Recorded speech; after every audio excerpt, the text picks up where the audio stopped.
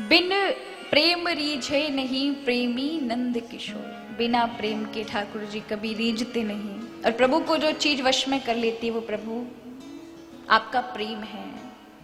भाव का भूखा हूं मैं और भाव ही बस सार है। भाव बिन मुझको भजे, वो जो भाव से मुझे भजता है उसी का बेड़ा पार है।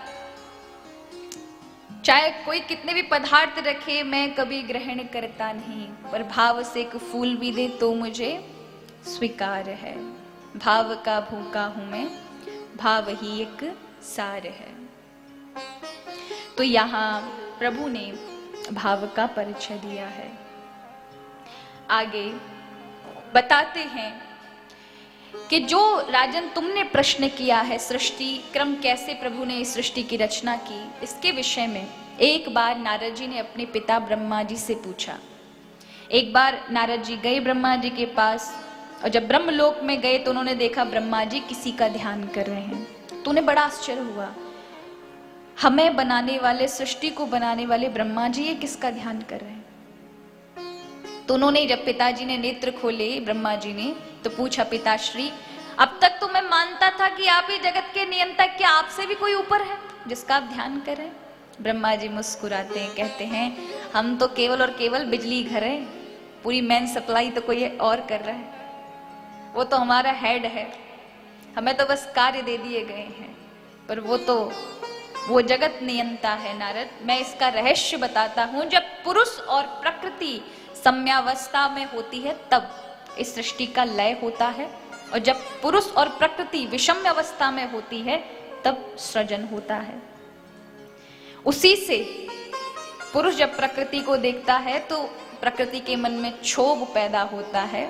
उसी से महतत्व से 3 अहंकार बनते हैं, सत्व रज तमोगुण, और उसी से फिर पंच महाभूत, तमोगुण अहंकार से पंच महाभूत, पंच तन्मात्राएं बनती हैं। रजोगुण अहंकार से इंद्रियां, मन आदि बनते हैं, और सत्वगुण अहंकार से इंद्रियों के देवता। इस प्रकार से पूरा सृष्टि बनती है। यहां पर तृतीय स्कंद के अंतर्गत विदुर जी का बड़ा सुंदर वर्णन आता है कि ये विदुर जी साक्षात धर्मराज यमराज के ही स्वरूप थे। मांडव ऋषि के श्राप से इन्हें 100 वर्ष के लिए शूद्र योनि में विदुर का जन्म मिला है। तो कौरवों के उस वंश में विदुर जी गुणों की खान थे महाराज। धृतराष्ट्र को कभी भी कोई सलाह की आवश्यकता पड़ती तो मंत्री के पद पर थे, सलाह देते थे। एक दिन आकर के धृतराष्ट्र से कहा, अब धृतराष्ट्र सुनता तो था विदुर जी की, पर मानता नहीं था। अब चाहे आपके समक्ष गुणी कोई रहे और आपको कितना भी समझाए, लेकिन यदि आप मानते नहीं तो उस गुणी का कोई रंग आप पर नहीं चढ़ने वाला। धृतराष्ट्र से आकर कहा, महाराज देखो आप राजा हैं, पांडवों के साथ अन्याय अधर्म हो रहा है, अब धर्म का साथ दें। आपके पुत्र अधर्म कर रहे हैं, इसलिए आप मेरी बात माने तो इस पुत्र दुर्योधन का त्याग कर दें। आप ऐसे पुत्र से किस का फायदा होगा, ये एक दिन पूरे राष्ट्र को बर्बाद कर देगा। उस बर्बादी को, उस विनाश को देखने से पूर्व आप इसका त्याग कर देना चाहिए।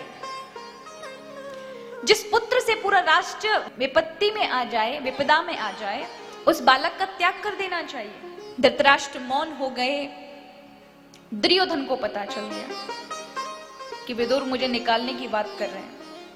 तो दुर्योधन आए और आते ही विदुर जी को बड़े अपशब्द सुनाए। ए दासी पुत्र, हमारे टुकड़ों पर पलता है, मुझे निकालने की बात करता है। तुझे यहां सलाह के लिए किसने बुलाया? निकल, तेरी सलाह नहीं चाहिए। और दासी पुत्र कहकर उनका अपमान कर दिया। विदुर जी जाते हैं, अपना धनुष दरवाजे पर छोड़कर वहीं पर अपना प्रधानमंत्री का पद त्याग करके, और वचन लेते हैं कि अब वो नहीं आएंगे और इन कौरवों के अधर्मियों के साथ में नहीं रहेंगे। लेकिन जिस समय विदुर जी कौरवों का साथ छोड़ते हैं, उस समय कौरवों के समस्त पुण्य तक्षण नष्ट हो गए। रावण नहीं मरता अगर विभीषण साथ नहीं छोड़ते। विभीषण का अपमान किया था रावण ने, और जब अपमानित किया तो जब विभीषण राम जी की शरण में आए तो उसी समय आयु हर ली थी भगवान ने, क्योंकि एक संत का, एक भक्त का अपमान जहां हो उस अपमान को तो हरि भी नहीं सह सकते महाराज। मीराबाई का अपमान किया था चित्तौड़ वासियों ने, तो फिर चित्तौड़ पर कितनी आपदा पड़ी, कितने कष्ट पड़े, कितने जौहर हुए, क्योंकि एक भक्त का अपमान किया था उस नगर में। और जहां भक्त का अपमान होता है फिर वहां विनाश ही होता है। और हुआ, पूरी लंका जल गई महाराज, पूरा कौरव वंश नष्ट हो गया। विदुर जी धर्म यात्रा, तीर्थ यात्रा करने के लिए निकल आते हैं। वे किसी पक्ष में नहीं रहना चाहते थे, क्योंकि अगर कौरवों से हटकर पांडवों के पक्ष में जाएंगे तो कल को ये पांडव ये कहेंगे हमारा अन्न खाया और जाकर के हमारे द्रोही, हमारे शत्रुओं में जाकर मिल गया। इसलिए उन्होंने यही सोचा, लड़ाई झगड़े में मैं क्या करूंगा, मैं तो हरि का चिंतन करूं और तीर्थ यात्रा करूं। उद्धव जी से पता चलता है कि कौरव सेना का विनाश हुआ, पांडवों को विजय श्री मिली है, और साथ ही साथ ये भी खबर पड़ी कि सब कुछ बदल गया है। भगवान श्री कृष्ण अपनी लीला का विराम करके गोलोक धाम चले गए हैं। अब तो वो बहुत रोने लगे, मुझे प्रभु का दर्शन नहीं हुआ ऐसे अवसर पर, मेरे लिए कोई उपदेश, कोई वचन नहीं कहकर गए। उद्धव जी ने कहा, मुझे भागवत धर्म का उपदेश तो दिया है, पर इस समय मैं सुना नहीं सकता, क्योंकि मेरी परिस्थिति ऐसी नहीं है, मैं इस समय वियोग में हूं। इसलिए आप मैत्रेय ऋषि के पास जाएं, क्योंकि जिस समय भगवान भागवत धर्म का उपदेश दे रहे थे उस समय मैत्रेय ऋषि भी बैठे थे, और उन्हें प्रभु ने आज्ञा दी थी कि मेरे परम प्रिय भक्त विदुर जी को तुम उपदेशित करना, ये भागवत धर्म का ज्ञान मेरे भक्त को आप देना। तो आप सीधे हरिद्वार चले जाएं, वहां मैत्रेय ऋषि हैं, वो उन पर जिम्मेदारी है, उनको कर्तव्य प्रभु ने सौंपा है कि आपको वही ज्ञान उपदेशित करेंगे। विदुर जी जाते हैं, मैत्रेय ऋषि को प्रणाम करते, और यही से मैत्रेय और विदुर संवाद आरंभ होता है। विदुर जी पूछते हैं, महाराज भगवान ने गोलोक धाम जाते समय मेरे लिए क्या उपदेश किया है? उन्होंने कहा, मुझे भागवत तत्व का ज्ञान दिया है, और वो भी तुम्हारे लिए। कहा, प्रभु मेरे संशय का निवारण करिए कि सृष्टि का क्रम किस प्रकार से आरंभ हुआ, सृष्टि बनी कैसे। तो यहां विदुर जी प्रश्न भी करते हैं कि जीवन में सब चाहते सुख हैं पर मिलता दुख क्यों है, ये इतनी विपरीत अवस्था वाली भगवान ने सृष्टि क्यों बनाई है। तो मैत्रेय जी कहते, व्यक्ति अपने प्रारब्ध के कारण ही आयु पाता है, भोग पाता है, सुख पाता है, जीवन पाता है, वर्ण पाता है, ये प्रारब्ध से निश्चित होते हैं। प्रारब्ध हट जाए, प्रारब्ध नष्ट हो जाए तो फिर उसका जन्म जन्मांतर नहीं होता, बार बार जन्म नहीं होता।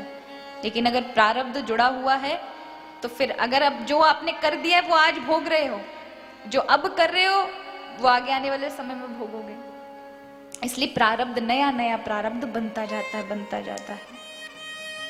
तो यहां फिर सृष्टि क्रम विस्तार से श्री मैत्रेय ऋषि समझाते हैं कि संसार में जब जल था, कुछ नहीं था, तब भगवान के नाभि कमल से ब्रह्मा जी की उत्पत्ति हुई।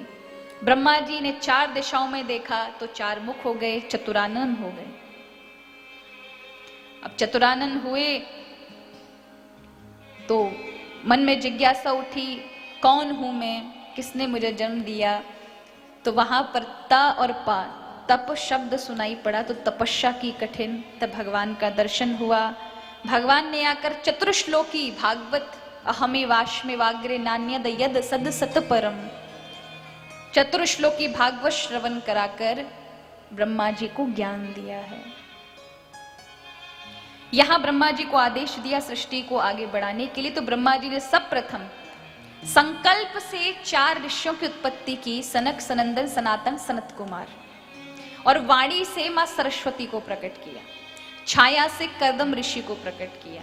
अब ये जो हो रही है इसमें स्त्री की आवश्यकता नहीं पड़ी है ब्रह्मा जी को उत्पन्न करने के लिए, ये सब संकल्प से सृष्टि हो रही है। फिर 10 ऋषियों को बनाया, मन से मरीचि, आंखों से अत्रि, मुख से अंगिरा, प्राण से वशिष्ठ, त्वचा से भृगु ऋषि, कानों से पुलस्त, कर से क्रतु, अंगूठे से दक्ष प्रजापति, पवित्र गोद से नारद। इस प्रकार से 10 ऋषियों की उत्पत्ति की। 10 ऋषियों को आदेश दिया सृष्टि के कार्य को आगे बढ़ाएं। सबने कहा, पिताजी हम तो पहले तपस्या करना चाहते हैं, उसके उपरांत आपकी इस आज्ञा को अवश्य हम पूरा करेंगे। ब्रह्मा जी ने अपने आधे अंग से मनु महाराज और आधे अंग से शत्रुपा को प्रकट किया। यहीं से ब्रह्मा जी ने आज्ञा दी उन स्त्री पुरुष को कि तुम मैथुन सृष्टि आरंभ करो। तो यहाँ से मनुष्यों की सृष्टि यानी अब स्त्री पुरुष के संयोग से सृष्टि आरंभ होने लगी। तो मनु महाराज और शत्रुपा के 5 बालक हुए, जिसमें 3 बेटी 2 पुत्र थे। 3 बेटी में देवहूति, आकुति, प्रसूति और 2 बेटे हुए थे उत्तानपाद, प्रियव्रत। लेकिन जब बालक हो गए तो भारी संकट आ पड़ा। मनु महाराज दौड़कर ब्रह्मा जी के पास जाते हैं, महाराज सृष्टि की तो वृद्धि हो रही है लेकिन स्थान नहीं है, क्योंकि एक हिरण्याक्ष नाम का राक्षस पृथ्वी को पाताल में ले गया है। उसी समय ब्रह्मा जी सोच विचार रहे थे कि अचानक छींक आई और छींक नाक से ही श्री वाराह भगवान प्रकट हो गए। तो पृथ्वी क्या है? गंधात्मक है। क्या है?